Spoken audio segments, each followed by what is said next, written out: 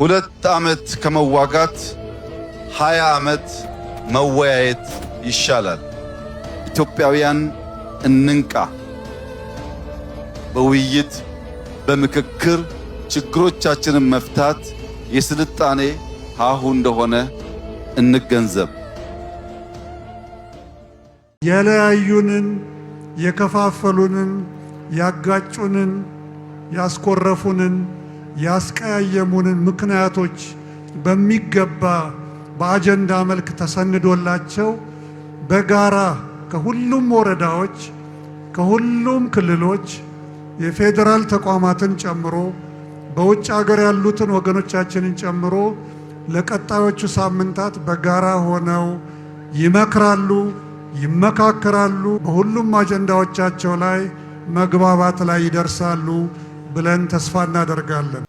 ይህ ምክክር ከተለመደው ጥቂት ሰዎች ተሰብስበው ተመካክረው ከሚወስኑት አቅጣጫ በተለየ መንገድ በመቶ ሺዎች በሁሉም አቅጣጫ ሴቶችና ወንዶች የኢትዮጵያ ልጆች በሀገር ውስጥና ከሀገር ውጭ ያሉ ዜጎች መክረው 4 ዓመት ሙሉ የፈጀ አድካሚ ጉዞ ለምን ማድረግ አስፈለገ? ሁላችሁም እንደምታውቁት ኢትዮጵያ እጅግ ታሪክ ጠገብ ጥንታዊት ሀገር ናት። በንግግሮች፣ በጽሁፎች፣ በሚታዩ በሚጨበጡ ቅርሶች ከዚያም ባሻገር የሰው ልጅ መገኛ በመሆኗ ሳይንሳዊ በሆነ መንገድ ባሉ ማረጋገጫዎች ሁሉ ጥንታዊነቷ አሌ የማይባል የማያከራክር እውነት ነው። ነገር ግን በዚህ ታሪካችን ውስጥ አንድ ስብራት አለ፣ አንድ ስንክሳር አለ፣ አንድ ውድቀት አለ።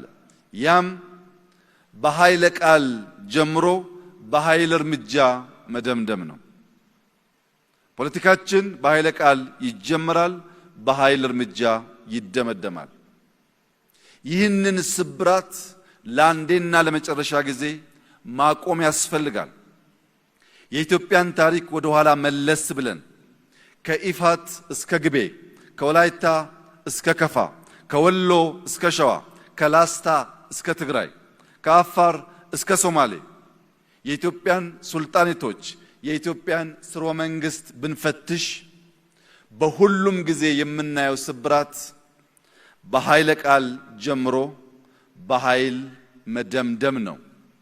የኃይል እርምጃን የታሪካችን አካል ማድረግ ነው። ያንን ስብራት መቀየር ያስፈልጋል።